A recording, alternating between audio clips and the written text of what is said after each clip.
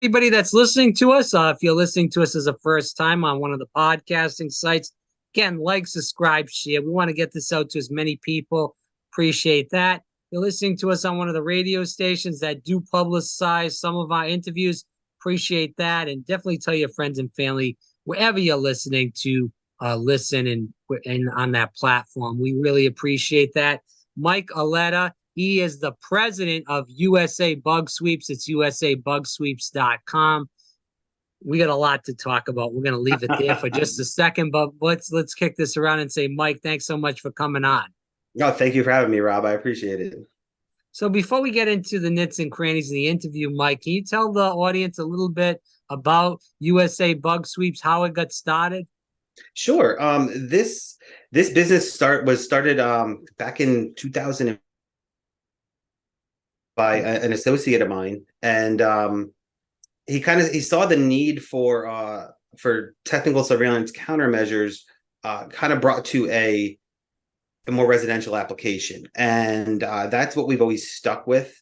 I started working for the company in about 2016 as a contractor because I still am a private investigator here in New Jersey, licensed and bonded, and that was how I got into this area of our industry, and the technology just appealed to me, and the broad basics are we're using specially designed equipment to go into a space, whether it be an office, a business, an apartment, a house, a trailer, a boat, an airplane, whatever it may be, and evaluate the space for radio frequencies that don't belong there, the Wi-Fi networks, the devices that are attached to the network. We're physically searching the space for any devices that could have been planted, and we're looking for evidence that there may be something placed there to spy on the individual that owns the space or lives there. And it's always been a big industry with corporate espionage. You can think back to the days of the CIA and drilling holes in the wall of embassies and things like that. But with the advancement of our consumer technology, it's really come to the forefront of residential applications. Some of our biggest clients are divorce situations where two people still live in the same house. You stick something under a coffee table and you can hear everything going on in that room at all times. And this is all stuff that you could buy on Amazon or any other website very easily and have it at your door in 2 days. So the days of having to know a guy soldering circuit boards in a smoky basement are long gone. It's right there and it's accessible. And that's, I think, what has snowballed this industry into becoming a lot bigger. I'm going back to the days of tape recorders and handheld cameras. I remember the handy cameras, Sony, and all the other companies in general. But now everything is really more sophisticated than it used to be as far as that goes. Can you talk about how the surveillance game has changed since you got into the business, especially until now? Well, when I started as a private investigator, feels like forever ago, but in 2007, I would say, I was a field investigator, and that's how I learned everything. And we were, and we got into doing more workers' comp files, and those were the days of, like you're talking about, your Sony Handycam, and that's what you were using. You were in the car, you were taking video, and that was it. And the technology got smaller and smaller and smaller over the years, and the batteries got were able to last longer and longer. And so those were some of the bigger changes. And then you couple that along with our need for Wi-Fi everywhere, and now you have connectivity. Wi-Fi is so mainstream. It wasn't 10 years ago, 12 years ago, you maybe had Wi-Fi in your house, maybe, or your business, but now it's everywhere. Now there's hotspots on the street corner. You could really get a network almost anywhere you need to, or you could do a cellular hotspot. So with the technology improving and shrinking, basically is the main thing here, and its accessibility. That's how the game has changed over those couple of years. So let me ask you this, because you said you were doing a lot of these divorce cases. My question is, as a private investigator, and I do want to dip more into the company, but I know you kind of do a little bit of both in general. You know, are you doing mostly these kind of divorce cases? I know you said the corporate espionage stuff too. Is that mostly kind of it, or are you doing other special cases? We have such a broad range of clientele. I don't think you have enough time here tonight. It's we are, since the equipment that we use, most of it is manufactured by a company called REI. They're Research Electronics International. They're based out of Tennessee, Okay. and they're kind of there are a lot of other there are a few other really good manufacturers out there, but REI makes a great set of equipment, and they have the longevity there with it, and the reliability that we love it. And we have multiple sets of their equipment. Um, so that set of equipment is this basically one of their biggest clients are our government agencies. So we're coming in with the same equipment that, say, the Secret Service might be using when they do a pre-sweep if the president's going somewhere. So we're bringing that advanced level of technology to the consumer, because we were able to make the investment early on in this equipment and keep it updated, and keep the training up to date on it. So that's really the big difference here. And with that accessibility for our equipment, we can do jobs for corporate entities. We can do government institutions. We've been in Capitol buildings before. We've done jobs at major universities for their administrative or their boards, all the way down. Like I said, to if a client wants to have that sweep done in their 1,500 square foot house, we'll go, and we'll use the same the job as if it was any other job that we were doing. So the equipment really gives us the ability to service any clients that come along at that point at the same level. Again, for people listening, the website is usbugsweeps.com. Definitely check them out. Mike Auletta here on Fire Breathing Around. Mike, I want to speak about a lot of things, but let's go into this, just kind of capping off and putting that exclamation point on what you just spoke about. So have you been on jobs? I'm sure you have. You've been on jobs where you found stuff, and do you try to trace it back to the person that's doing the espionage, or how does that go about? Or you just kind of get rid of it? This you wrapped up two of the most asked questions into one question. We do find stuff quite often now, and it all depends on the situation and why we're there.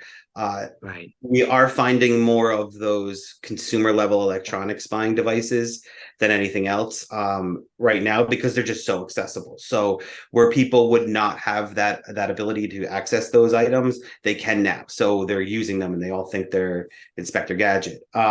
What we do when we do find something, depending again on the situation and the specific client, our job at that point is to assist the client in any way possible. If it's an outside source that's spying on this person, we recommend they notify law enforcement while we're there and come in and start a report. Have law enforcement retain the device that's located to start the chain of custody. So then they can then do an investigation, because they have access to more resources than we do. Obviously, we can fingerprint it, but what am I going to do with those fingerprints? I can't have access to AFIS or the fingerprint database.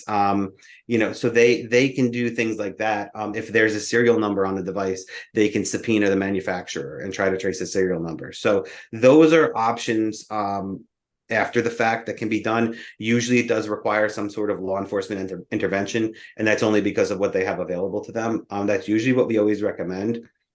There are certain specific situations where a client just wants to know the device is there and wants to leave it there, and sometimes can use it to their advantage, knowing that they're being spied on. That happens.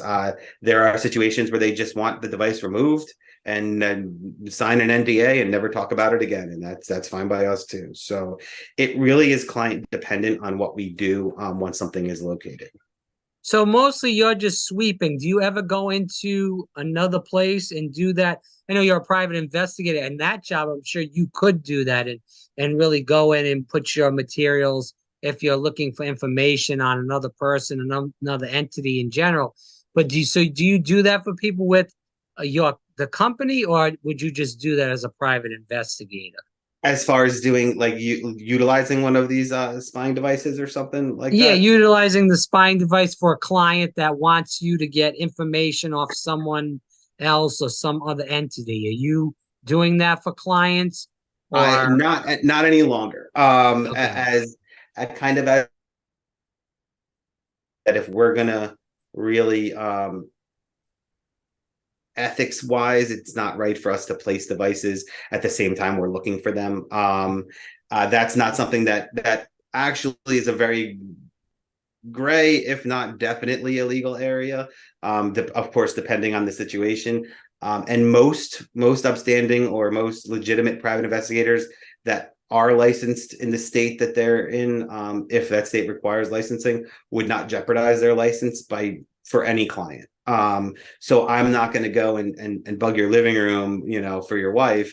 To spy on you and have a chance that I'm going to get caught and the state police are going to revoke my license. It's not worth it. So that side of it, there's always going to be people that will do it.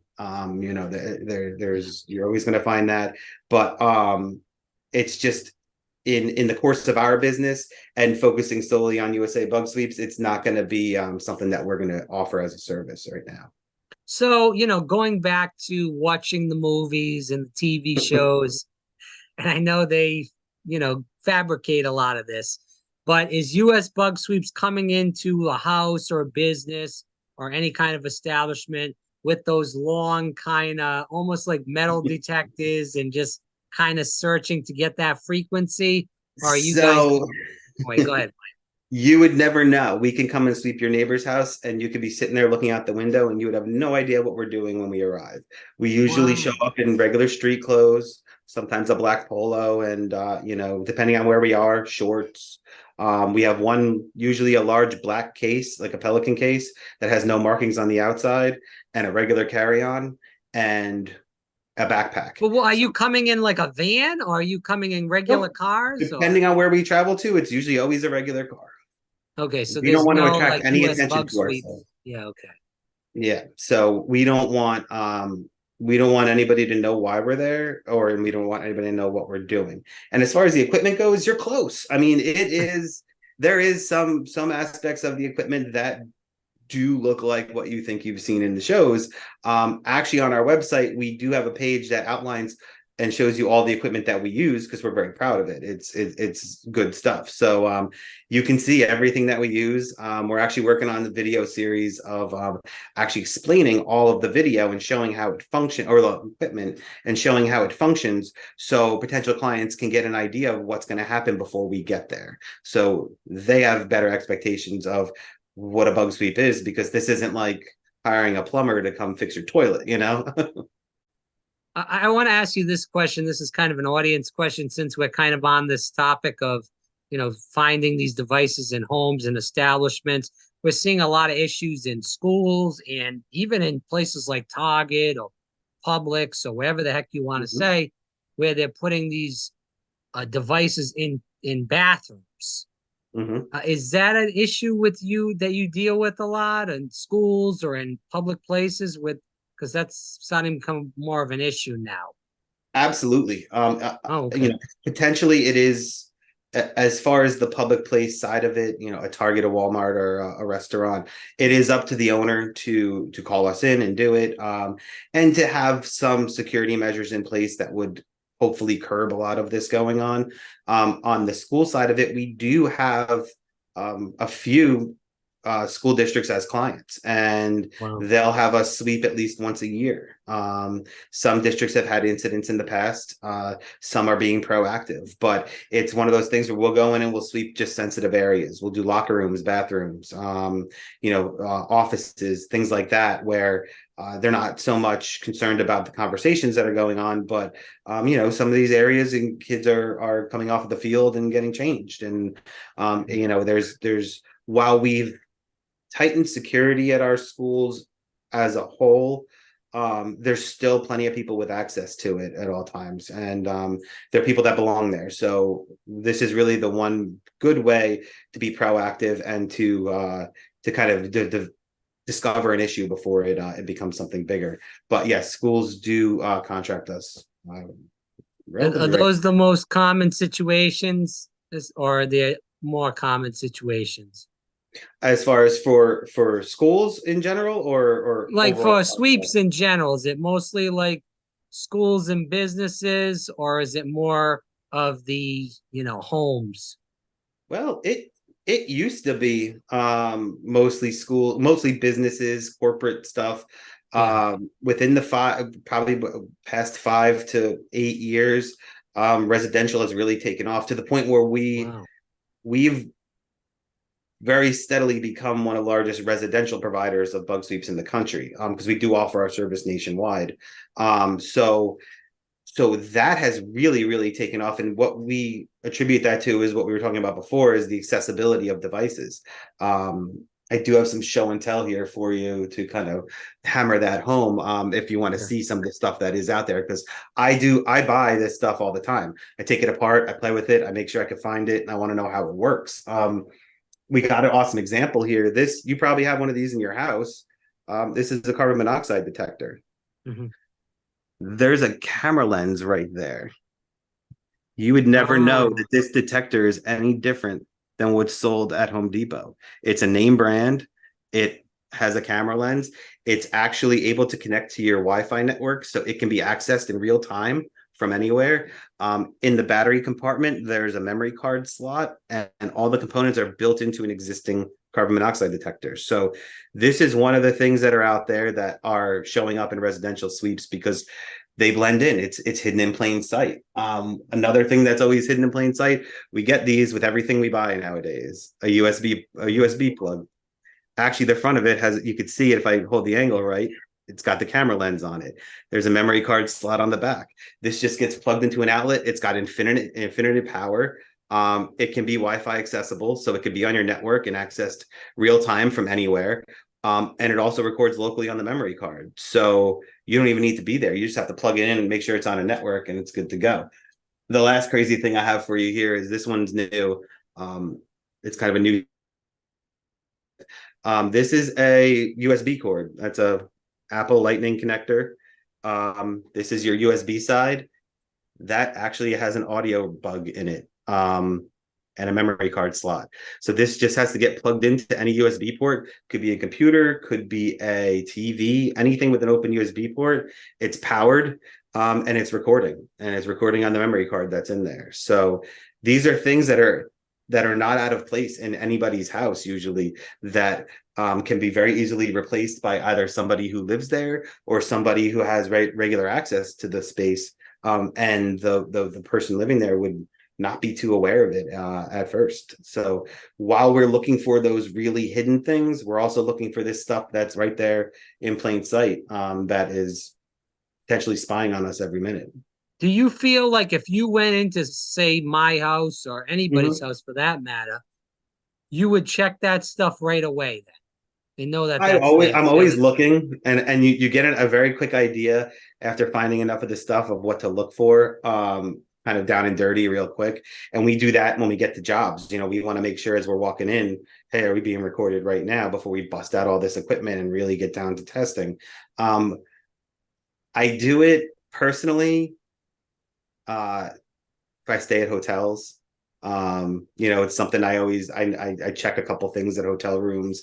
Um, you always want to make sure you can do tips right there. Hotel rooms, you always want to make sure that your light fixtures and your alarm clocks are going to be the number one thing in a hotel room that potentially could have a camera in it, because you don't recognize it. It's not like it's your alarm clock next to your bed. It's an alarm clock you've never seen before, so it wouldn't look out of place to you. They're commercially sold very cheaply everywhere with Wi-Fi enabled cameras right in there, and they're usually next to the bed, which is not where you want a camera in a hotel room. So it's little stuff like that you can kind of take a look at. So when And you go, sorry to interrupt you, Mike, but no so when problem. you go into like a hotel room, are you saying just like anything out of the ordinary, whether it's an alarm clock, even a remote, to kind of just Mhm. put it, once you use it, with the alarm clock, I guess you would unplug it and just put it in like a desk drawer. Yeah, Uh, yeah. But with like a remote, you would use it and then just put it in the drawer too, I guess. Yeah, yeah. Just I mean, especially if it doesn't work, that's a big indicator. Hey, this thing isn't even here for the TV. What's it do? If there's two remotes in the room, anything that's things that are plugged in that you can't tell where they're going. The alarm clocks, and this is the I have friends and family that always ask me these things, especially about traveling. And I say to them, I'm like, when was the last time you used an alarm clock? I'm like, we all have our right. phones, and I personally, I couldn't tell you. I don't even have one in my bedroom. Like it's and not for this reason, just because it's not useful. It's not a technology that I need anymore. So, those some hotel rooms have like docking stations for your phone. Those are one of the very, very largely manufactured items that have cameras built into them. It's stuff like that if you don't need it for your stay and it's not helping you out or it's not contributing to your comfort, tuck it away, turn it around, unplug it. Who cares? I mean, it's not worth it. What uh, about the computer cameras? I was watched okay. something back in a couple years back. Somebody from the FBI, I remember, was testifying years back and saying that they put a piece of tape over their web camera to make sure that there's nothing, even if the computer's off, they're Hmm. putting that piece of tape in their web camera because apparently people can hack into that and get some sort of access so Hmm. they can watch whatever's going on in the room and Yeah, hear. that's a little bit out of our area of expertise, and that goes Right. into computers and phones. However, what I always tell clients is, where you're providing a pathway, uh, it's still a way that somebody can have access. So what I mean by that is, yeah, your laptop's open with the camera sitting right there. It's a way in. Your phone, our phones are probably the best spying devices we've ever created as a people. And if you think about it, it's GPS. It knows exactly where we are all the time. It's got a camera, it's got a microphone, it's got a speaker. All of our communications, whether written or spoken, are done through it. It's always on us and it's always charged. It's the best thing that you can do to access that to get information about somebody. Are there safeguards in place? Yes. Do you really have to know what you're doing to hack into a phone from the outside in? Yeah. Are there ways around it? There are, if you have access to phones and you can put an app on it and you can do this and that. But it's a pathway. It's something that's a window into your daily life. So when you have things like that, you have to be cognizant of the fact that there's always a possibility. It exists. It's like having a road through the woods. You might not take it all the time, but that road's there and you could always travel on it. So it's just really to have a little bit of a more heightened awareness without worrying too much, but just being aware of it, that it is a possibility. There are things that can be done, and yeah, with the right know-how and with the right technology, sure, you can anybody can hack into anything. That's the scary part about it. USABugsweeps.com. Definitely check out the website. Everybody and their brother now has Ring cameras. Hmm. And we hear the stories multiple times about people hacking into the Ring camera and people getting on the microphone on the Ring camera, all sorts of things they're doing now with the Ring camera. Uh, I don't know if you deal specifically with the issues of Ring cameras, but I know it is a hot issue. I don't know if Hmm. you have any thoughts on it. Oh, absolutely. Yeah, go ahead. We don't test like Ring's network because that's all on Ring. That's their back end. What's actually being accessed there is Ring's servers, and then access to the camera through that. Again, that's something that takes a higher level of technological know-how. You're probably not going to go be able to find a YouTube video on how to hack into a Ring camera. But at the same time, it's been done. We do see the publicity about it. And my standpoint on it is, for people that would be concerned about that, personally, you have to make that decision. Does the risk outweigh the reward, or what? And to give you a good example of that, like I told you, I travel a lot. I have two young kids. His baby monitor is hooked up to our Wi-Fi network because when I'm out of town, I can look into him on my phone and make sure everything's okay and see him. Yeah, can somebody hack into that? Sure. Do they want to watch my kid sleep? It's weird, but you can if you want, if you're going to go through all that. Do you gain anything by accessing that that baby monitor? No, you don't. You're not going to hear deep dark secrets or anything like that. You're going to get woken up at 2:30 in the morning. So that reward outweighs that risk for me. The reward of having video surveillance at my front door outweighs the risk of the off chance somebody might hack into it and talk to me through it. So I don't discount the fears. I just don't think it's really as widespread or as accessible as what we would be led to believe by a lot of the reports that we hear about it. Myself or any Joe Schmo that is, living around the country, how do we make sure that we are not being spied on? Is it mostly done by people that come in the house as far as family or friends? Is it done by people that, you have work done, a plumber, a person that's coming in to do any kind of work in your house? Is it done by them? Who is doing most of the spying that you're hearing about when you're dealing with people in general or the police departments in general? So the majority of the time that we find devices or we get called into situations like that, it's usually going to be somebody who has had physical access to the space. I'm glad you mentioned, somebody having work done or something like that. We had an incident in New Jersey a couple of years ago, and there is an old news article about it. And we weren't involved at the time, but it was close by, and we took note of it. It was a contractor that was working on a bathroom and set up a camera in the bathroom, and one of these small little cube cameras. He says he was doing it to watch his materials while he wasn't there, but the family's kids used that bathroom, so now he's a lot of hot water. So anytime you have somebody from the outside in, it is something that you can be a little more aware of. You have a good idea of who's coming in and out of your house. Make sure that anything that is private, is kind of kept private. If there is somebody from the outside that has to come in, make sure that they're with a trusted person most of the time. You don't have to get, over the top about it, if you're having your toilet plunged, but it's just something to be aware of, that the fact of the matter is this stuff is accessible. It is easy to get nowadays. So if you do have a tradesman or somebody coming in that, might be the best carpenter in the world, but he's also a creep, this is an option for him now. It wasn't before, and now it's an option for him to be able to do this. Probably the biggest tip I would give anybody, and it's one of the first things I look for when I go into a residence, and a lot of people are guilty of this. If you go to your modem or your router or your internet setup, and if your network name and password are the same that's on the sticker of that modem, change it immediately. Call your provider, call your carrier, change your SSID of your network name and change the password, because somebody from the outside coming in wants to access a network to put their device on your Wi-Fi. They're going to go to that modem right away and say, I got it right here. I don't even need to hack anything. They're giving me the password. It's right here. So they have your own network where to look for the password.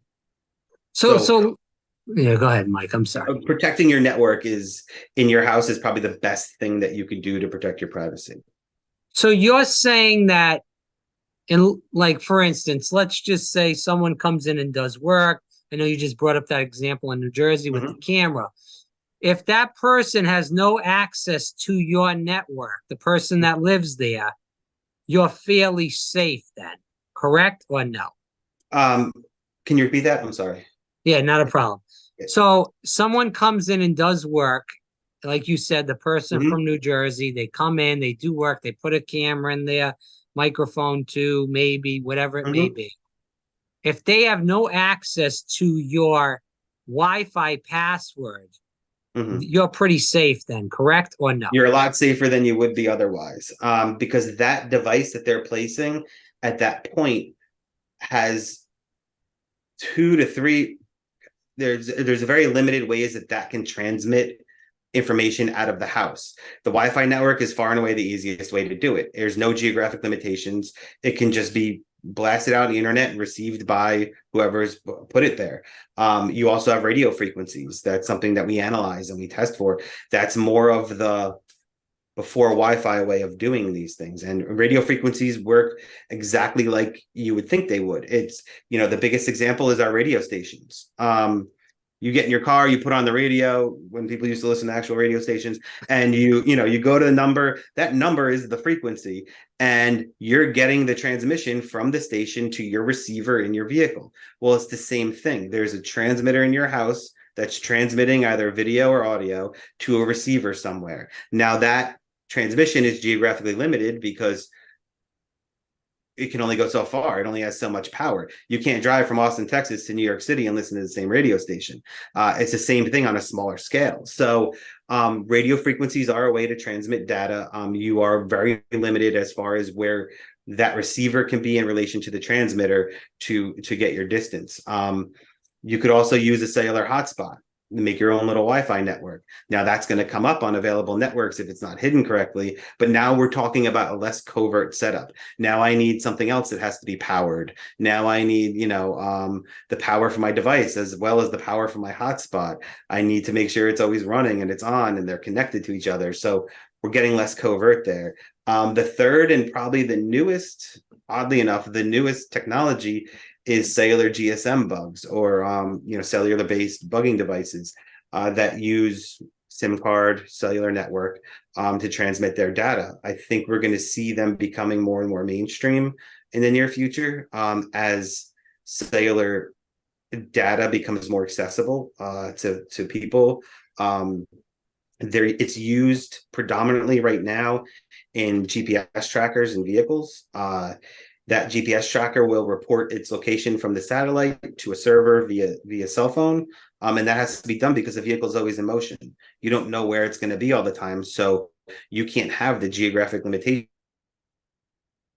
radio frequency set up, and you can't have a Wi-Fi network there that may or may not be on based on where the vehicle is. So that cellular communication is the last way to transfer that data. So if you eliminate one of those by making sure your Wi-Fi network is secure, you're making it a lot harder for that person. Really, all they can do at that point is set something up that records locally. They have to come back and retrieve it and review that memory card. So that's one way to somewhat protect yourself against somebody having real-time access to what's going on. The last two questions, we talked a lot about inside the house. We haven't spoke a lot about outside the house. Do you sweep outside too? I assume you do.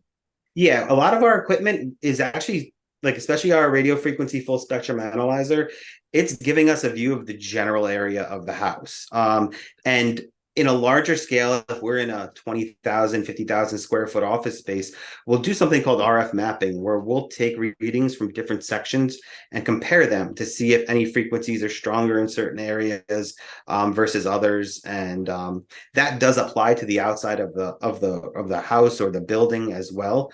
With residential sweeps where the outside of a house is a concern, we always do like to at least do a perimeter walk around the house. And we're looking for things that could include trail cams set up in trees, smaller little sensors that just tell people, motion sensing type of things.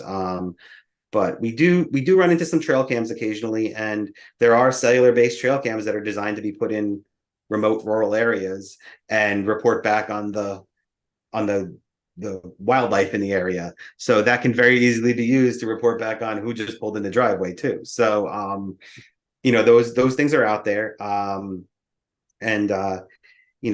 lot of our equipment will sweep the general area electronically for us. So while we do put a lot of weight into the physical aspect of the sweep, we also do rely on the equipment to show us if there's something we got to look into a little further out there as well. How do people just stay safe?